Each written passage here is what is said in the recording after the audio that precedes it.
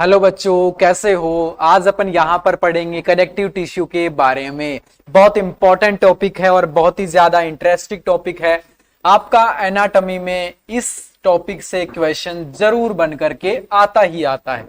तो आज अपन यहाँ पर जो अपना कनेक्टिव टिश्यू है इसके बारे में कंप्लीट यहाँ पर पढ़ने वाले हैं। अरे भाई, कनेक्टिव टिश्यू है बच्चों। कनेक्टिव टिश्यू को क्या बोला जाता है? कनेक्टिव टिश्यू को ही संयोजी ऊतक के नाम से जाना जाता है। बिल्कुल जाना जाता है। ठीक है बेटा। अब देखिएगा, जो संयोजी ऊतक है, जो कनेक्टिव टिश्यू है, इसका काम क्या है? तो इसका काम है कनेक्शन बनाने का। ये क्या करेगा? कनेक्शन बनाएगा। जहां भी ऐसी जगह है जहां पर जरूरत है संयोजन का, जोड़ने का, तो वहां पर कौन सा टिश्यू देखने को मिलता है? कनेक्टिव टिश्यू देखने को मिलता है। और आज अपन यहां पर क्या क्या पढ़ेंगे? अपन सबसे पहले यहां पर पढ़ेंगे डेफिनेशन के बारे में कि आखिर कनेक्टिव टिश्यू क्या होता है। देन अपन पढ़ेंगे टाइप्स के बारे में कि कनेक्टिव टिश्यू के टाइप्स कितने होते हैं। और यहीं से बेटा इन दोनों टॉपिक से ही आपका एग्जाम में क्वेश्चन बन करके आता है। ठीक है बेटा। इसके अलावा यहां पर आप सभी को पता है अपन जो अपना चैनल है A1 नर्सिंग क्लासेस का, जो अपना YouTube चैनल है A1 नर्सिंग क्लासेस का, यहां पर अपन क्या डाल रहे हैं? स्पेशल जो GNM और BSc नर्सिंग की जो रेगुलर अपनी क्लासेस हैं वो अपन यहां पर अपलोड कर रहे हैं। इसलिए बेटा ज्यादा से ज्यादा इस चैनल को सब्सक्राइब करो, शेयर करो, ताकि मैक्सिमम स्टूडेंट इससे जुड़ सकें और जितनी भी फ्री क्लासेज अपनी GNM और BSc नर्सिंग की उनका बेनिफिट उठा सकें। ठीक है, तो स्टार्ट करते हैं इस इंपॉर्टेंट टॉपिक को, कनेक्टिव टिश्यू को। यहां पर देखिएगा भाई, अब कनेक्टिव टिश्यू का जो टॉपिक है इसको अपन यहां पर शुरू करेंगे और काफी इंपॉर्टेंट टॉपिक है। चलो, तो यहां पर सबसे पहले यहां पर इस टॉपिक के बारे में देखिएगा। अब कनेक्टिव टिश्यू का जो इंपॉर्टेंट टॉपिक है उसको यहां पर मैं स्टार्ट करता हूं। देखो बेटा, कनेक्टिव टिश्यू है, आखिर इस कनेक्टिव टिश्यू को क्या कनेक्टिव टिश्यू ही क्यों कहा जाता है? तो देखो, इट कनेक्ट वन टिश्यू और ऑर्गन विद अनदर टिश्यू और ऑर्गन। कनेक्टिव टिश्यू क्या करता है बेटा? एक टिश्यू और एक ऑर्गन को दूसरे टिश्यू या दूसरे ऑर्गन से जोड़ने का काम करता है। जैसे बेटा ये टिश्यू का ग्रुप और ये टिश्यू का ग्रुप है, ये दोनों के बीच में क्या कर रहा है? दोनों के बीच में रिलेशनशिप बना रहा है, संबंध बनाने का काम कर रहा है, मतलब दोनों को जोड़ने का काम कर रहा है। नेक्स्ट है, they are made up of cell which found individually और इन ग्रुप। इसके अलावा ये क्या होता है? कई जगह पे तो एकदम अकेला पाया जाएगा, इंडिविजुअल पाया जाएगा, और कई जगह पे क्या होगा? जहां पे सेल का ग्रुप क्या होगा? एक ग्रुप होगा, और यहां पर बहुत सारे सेल के ग्रुप एक साथ भी पाए जाएंगे। इसके अलावा यहां पे क्या होता है? मैंने क्या पढ़ाया था? एपिथेलियम टिश्यू पढ़ाया था, तब मैंने क्या बताया था कि उसके बीच में क्या होता है? जो इंट्रासेलुलर स्पेस है, जो सेल है उसके बीच में जो स्पेस है वो न के बराबर होता है, स्पेस होता ही नहीं है। जबकि इसमें क्या होता है? आपका स्पेस पाया जाता है, और उस स्पेस में क्या होगा? मैट्रिक्स भरा हुआ होता है, फ्लूइड भरा हुआ होता है। तो याद रखना, कनेक्टिव टिश्यू के बीच में बेटा जो स्पेस होता है उसे क्या कहा जाता है? उसे मैट्रिक्स कहा जाता है। ठीक है बेटा, नेक्स्ट यहां पर चलते हैं और नेक्स्ट देखिएगा, cell present in connective tissue. Connective tissue के अंदर बहुत सारी सेल पाई जाती हैं। अब कौन कौन सी सेल पाई जाती हैं? पहली पाई जाती है मैक्रोफेज। मैक्रोफेज कैसी होती है? Phagocyte the develop from the monocyte types of RBC. जो फेगोसाइट है वो क्या है? एक प्रकार की WBC का ही टाइप है। क्या करती हैं? प्रोटेक्शन का काम करती हैं, और किसके अंदर आती हैं? मैक्रोफेज के अंदर आती हैं। नेक्स्ट आता है बेटा एडिपोसाइट। एडिपोसाइट क्या है? एक प्रकार की फैट सेल है, जो क्या होती है? अपनी जो स्किन है उसके डीप मतलब अंदर की तरफ पाई जाती हैं, और जो ऑर्गन है उसके चारों तरफ पाई जाती है। अब ऑर्गन की बात करें तो बेटा कौन कौन सा ऑर्गन है? जैसे हार्ट हो गया या किडनी हो गया, उस ऑर्गन के चारों तरफ पाई जाती है। नेक्स्ट है बेटा थर्ड टाइप की सेल है, और वो है ल्यूकोसाइट। ल्यूकोसाइट क्या काम करती है? They migrate from blood into connective tissue. ये क्या करती है? माइग्रेशन करती है ब्लड को, कहां पर? कनेक्टिव टिश्यू के अंदर। और याद रखना बेटा, जो ल्यूकोसाइट है वो क्या करती है? ये अपने को प्रोटेक्शन देती है, मतलब सुरक्षा दे रही है, और प्रोटेक्शन के साथ क्या कर रही है बेटा? डिफेंस का काम करती है, मतलब अपने बॉडी में इम्यून सिस्टम को मजबूत करके रखेगी। नेक्स्ट सेल है बेटा, नेक्स्ट है प्लाज्मा सेल। और प्लाज्मा सेल जो मोस्ट ऑफ जो प्लाज्मा सेल होती है वो कहां पर पाई जाती है? कनेक्टिव टिश्यू में पाई जाते हैं। इसके अलावा बेटा ये क्या करती हैं? एंटीबॉडीज का सीक्रेशन करती हैं, और जो बॉडी है उसको प्रोटेक्ट करने का काम करती हैं। ठीक है, कनेक्टिव टिश्यू में कौन कौन सी सेल हो गई बेटा, अभी तक पढ़ लिया अपन ने। मैक्रोफेज हो गई, एडिपोसाइट हो गई, ल्यूकोसाइट हो गई और लास्ट है प्लाज्मा सेल। ठीक है बेटा, नेक्स्ट आ जाओ। नेक्स्ट देखेंगे fibre present in connective tissue. अब कनेक्टिव टिश्यू में फाइबर भी पाए जाते हैं और कौन कौन से फाइबर होते हैं? पहला होता है कोलेजन फाइबर, नेक्स्ट है इलास्टिक फाइबर और लास्ट है रेटिकुलर फाइबर। अब जो कोलेजन फाइबर है वो कैसा होता है बेटा? स्ट्रॉन्ग होता है, इनफ्लेक्सिबल होता है, मतलब फ्लेक्सिबिलिटी न के बराबर होती है। इसके अलावा प्रोटीन कोलाजन इसके अंदर पाया जाता है और ये बंडल के अंदर क्या होते हैं? अरेंज होते हैं। नेक्स्ट है बेटा जो स्किन है, अपने जो टेंडन्स होते हैं, सेरिब्रल की जो मेनिंजेज होती हैं, इसके अलावा जो लिगामेंट होते हैं वहां पर कौन सा फाइबर पाया जाता है? याद रखना बेटा, कोलाजन फाइबर पाया जाता है। नेक्स्ट है बेटा सेकंड टाइप का इलास्टिक फाइबर। ये कैसा होगा? फ्लेक्सिबल होगा और ये ब्रांच होगा, मतलब इसमें ब्रांच पाई जाएंगी और इसकी जो प्रोटीन है या फिर जो कैसी होगी? इलास्टिसिटी इसके अंदर देखने को मिलेगी। ठीक है बेटा, नेक्स्ट बात करेंगे कहां कहां पर पाया जाएगा? जो वॉल ऑफ आर्टरी है, जो अपने आर्टरीज होती है, इसकी जो दीवारें होती हैं वहां पर कौन सा पाया जाएगा? इलास्टिक फाइबर पाया जाएगा। इसके अलावा जो नर्व सेल है उसमें भी कौन सा पाया जाता है? इलास्टिक फाइबर पाया जाता है। नेक्स्ट और लास्ट जो फाइबर है वो है बेटा रेटिकुलर फाइबर। और रेटिकुलर फाइबर कैसा होता है? मच थिनर, बहुत ज्यादा पतला होता है। इसके अलावा इसके अंदर कुछ कुछ ब्रांचेस देखने को मिलती हैं और ये क्या होगा? इसमें कोई भी स्ट्रेचिंग की कैपेसिटी नहीं होती, मतलब इसमें खींचातानी बिल्कुल भी नहीं होगी। और ये क्या होता है? जो अपने स्प्लीन है और इसके अलावा जो लीवर है यहां पर ये पाया जाता है। ठीक है, तो अपने कनेक्टिव टिश्यू के अंदर कौन कौन से फाइबर हो गए?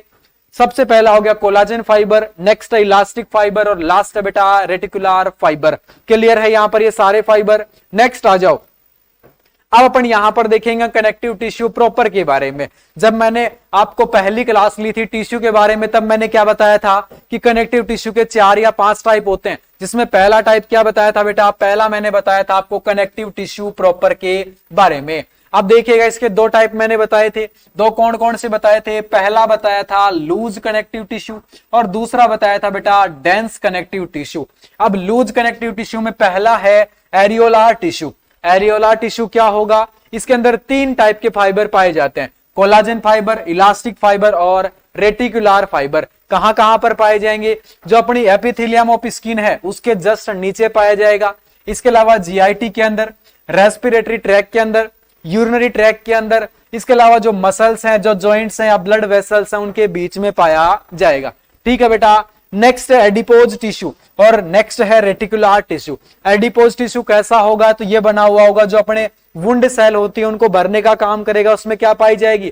फैट पाई जाती है। इसके अलावा ये कैसा होता है? शॉक एब्जॉर्बेबल होता है और हीट के लिए क्या होता है? इंसल्टेटर होता है। इसके अलावा क्या करता है बेटा? फ्यूल को स्टोर करता है। कुल मिला के बात है एडिपोज टिश्यू किसके अंदर हेल्प करेगा? अपनी बॉडी के अंदर जो एनर्जी है उस एनर्जी को क्या करता है? कंजर्व करता है, उस एनर्जी को सुरक्षित करने का काम करता है। जब कभी इमरजेंसी पड़ती है तब बेटा यही टिश्यू काम आता है और अपनी बॉडी में एनर्जी प्रोवाइड करवाता है। कहां पर पाया जाता है? Deeper layer of the skin. जो स्किन की डीपर लेयर है वहां पर पाया जाएगा, बटक्स के ऊपर, ब्रेस्ट में और इसके अलावा जो किडनी है उसके चारों तरफ ये टिश्यू पाया जाएगा। नेक्स्ट है रेटिकुलर टिश्यू।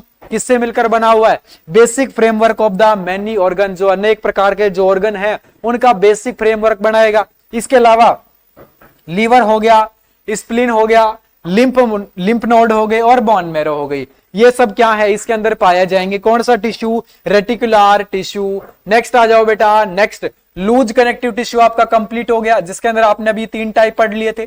नेक्स्ट है डेंस कनेक्टिव टिश्यू और जिसमें फर्स्ट है टेंडन। टेंडन कैसे होते हैं बेटा? टाइटली पैक होते हैं। किससे पैक होते हैं? कोलाजन प्रोटीन से। कोलाजन जो प्रोटीन है उससे टाइटली पैक होते हैं। इसके अलावा स्ट्रॉन्ग होंगे, इनफ्लेक्सिबल होते हैं और कैसे होंगे? रेसिस्टेंस ऑफ द पुल होंगे। इसके अलावा जो अपनी बोन है, मसल्स है, उनके बीच में ज्वाइन हो जाते हैं। नेक्स्ट है लिगामेंट। याद रखना टेंडन कहां पे पाए जाएंगे बेटा? टेंडन पाए जाएंगे बोन और मसल के बीच में टेंडन पाए जाएंगे। और याद रखना बेटा लिगामेंट कहां पर पाए जाते हैं? जो अपने 2 बोन होती हैं उसके बीच में क्या पाया जाता है? लिगामेंट पाया जाता है। लिगामेंट कैसे होते हैं, ये इलास्टिक प्रोटीन के येलो फाइबर से मिलकर बने हुए होते हैं। इसके अलावा टॉलरेट करेंगे मॉडरेट स्ट्रेचिंग को। इसके अलावा जो बोन्स और बोन के बीच में पाए जाएंगे अभी मैंने आपको बताया। नेक्स्ट बेटा फेसिया, और फेसिया कैसा होता है, इसके अंदर कोलाजन फाइबर पाए जाते हैं। इसके अलावा कौन कौन से ऑर्गन के चारों तरफ पाया जाएगा, जैसे कि स्केलेटल मसल हो गया। इसके अलावा जो स्केलेटल मसल है, ऐसी स्केलेटल मसल जो बोन से कनेक्ट होती है, उसके अंदर क्या पाया जाएगा, उन दोनों के बीच में बेटा जो स्ट्रक्चर पाई जाती है उसका नाम क्या है, उसका नाम है फेसिया। ये कैसे अरेंज होती है, सुपरफिशियली और डीप फेसिया के अंदर अरेंज होती है। ठीक है बेटा, यहां पर आपको समझ आ गया होगा डेंस कनेक्टिव टिश्यू। अब यहां पर जो अपना कनेक्टिव टिश्यू था उसका जो पहला टाइप है कनेक्टिव टिश्यू प्रॉपर, ये अपना पूरा होता है। नेक्स्ट आ जाएंगे, और जो सेकंड टाइप है बेटा वो है कार्टिलेज। कार्टिलेज कैसे होते हैं, सॉफ्ट और फ्लेक्सिबल होते हैं। इसके अलावा कार्टिलेज सेल को क्या बोला जाता है, कॉन्ड्रोसाइट भी बोला जाता है। नेक्स्ट बेटा कार्टिलेज जो सेल होती हैं जो कैसी होंगी, स्मूथ सेल होती हैं, और इसके अलावा इनकी जो वॉल है वो कैसी होती है, क्लियर वॉल देखने को मिलती है, जिसे लेक्यूने बोला जाता है। क्या बोला जाता है बेटा, उसे लेक्यूने बोला जाता है।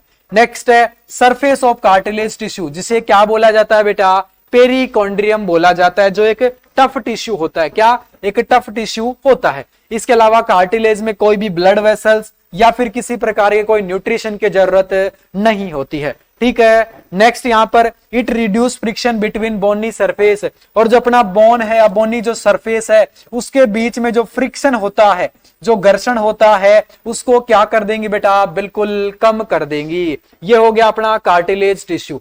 अब कार्टिलेज टिश्यू के अंदर भी 3 कार्टिलेज होते हैं। फर्स्ट है hyaline cartilage, next elastic cartilage, और लास्ट है फाइब्रस कार्टिलेज। अब जो हाइलिन कार्टिलेज है देखिएगा बेटा कैसी होती है, इसमें कोलाजन फाइबर पाए जाते हैं। ये टफ होती हैं, फ्लेक्सिबल होती हैं और ट्रांसपेरेंट होती है। कहां कहां पर पाया जाएगा, जो अपना नेजल सेप्टम है उसके पार्ट में, लैरिंग्स में, ट्रेकिया में, और जो अपनी रिब्स है, स्टर्नम है, या जॉइंट्स की जो बोन की सरफेस है वहां पर कौन से पाए जाएंगे बेटा, हाइलिन कार्टिलेज पाया जाता है। नेक्स्ट है बेटा इलास्टिक कार्टिलेज। ये कहां पर पाए जाएंगे, इलास्टिक फाइबर के चारों तरफ पाए जाएंगे, और ये शेप में कैसे होते हैं, फ्लेक्सिबल होते हैं।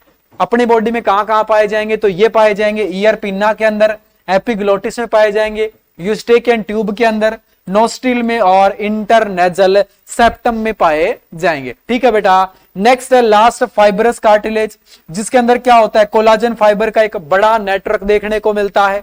इसके अलावा कॉन्ड्रोइटिन प्रोटीन पाई जाती है, और ये शॉक से रेसिस्ट होते हैं।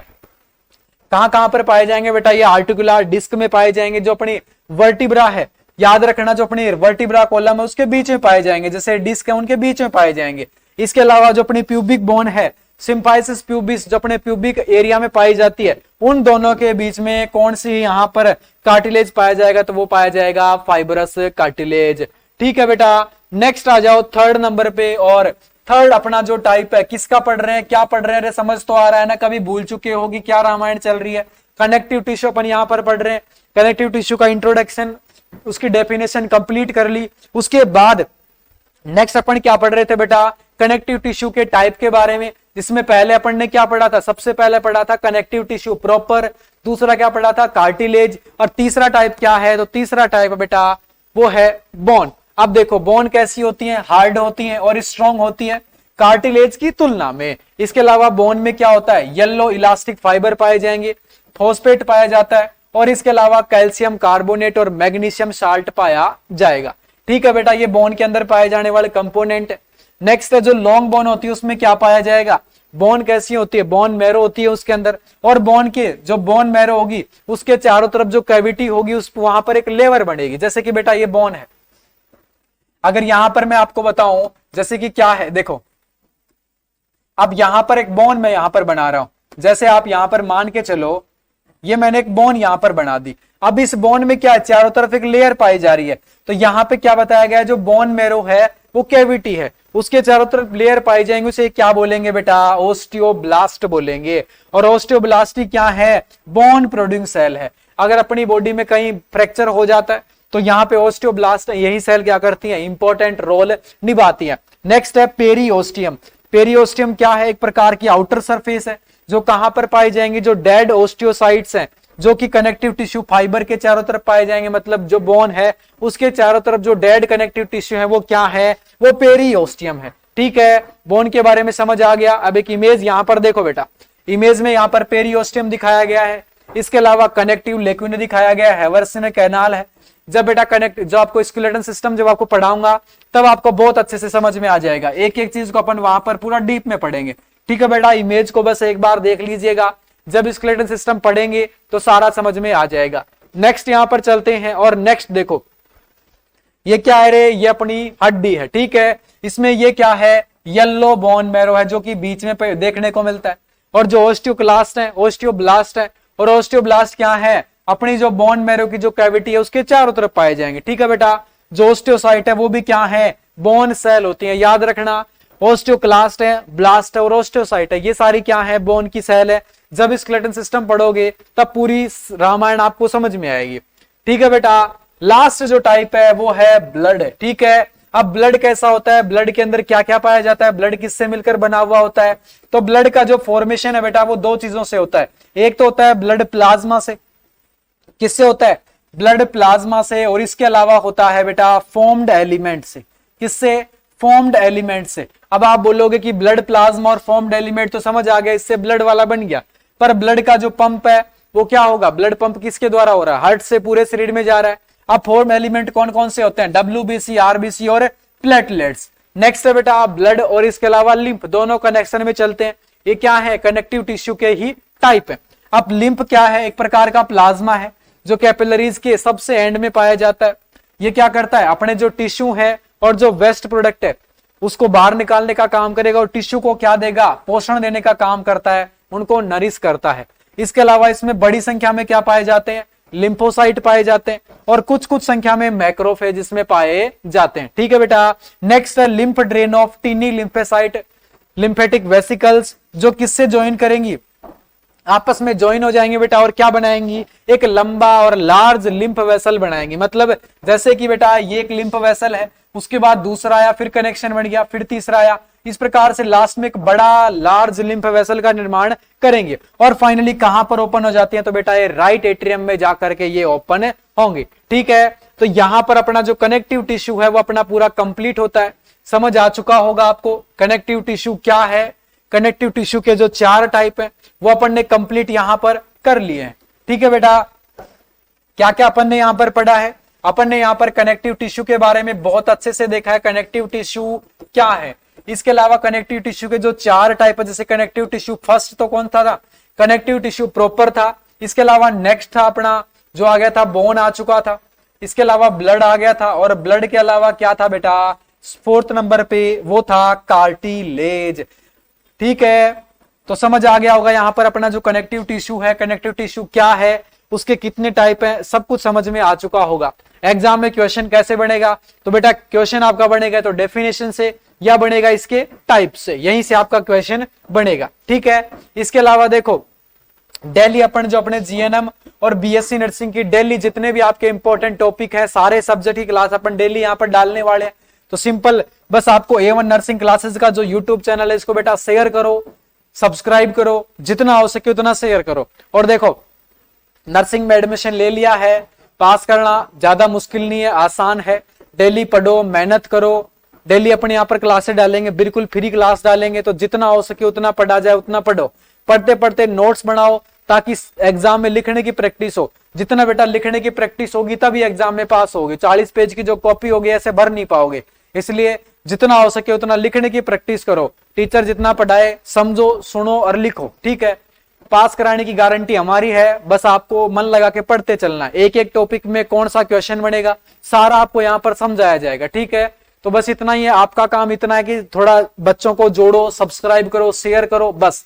इसके अलावा पढ़ाने का काम पूरा A1 नर्सिंग क्लासेस का है, उसमें आपको टेंशन नहीं करनी, डेली अपन क्लासेस डालेंगे। तो बेटा आज की इस क्लास में पढ़ने क्या क्या पढ़ा है, कनेक्टिव टिश्यू क्या है, इसके अलावा कनेक्टिव टिश्यू के क्या टाइप्स हैं, कहां से क्वेश्चन बनेगा, पूरा अपन ने यहां पर कंप्लीट कर लिया है। तो मिलेंगे आप सभी से एक और नेक्स्ट क्लास में, तब तक के लिए बेटा अपनी पढ़ाई करते रहो। ठीक है, धन्यवाद।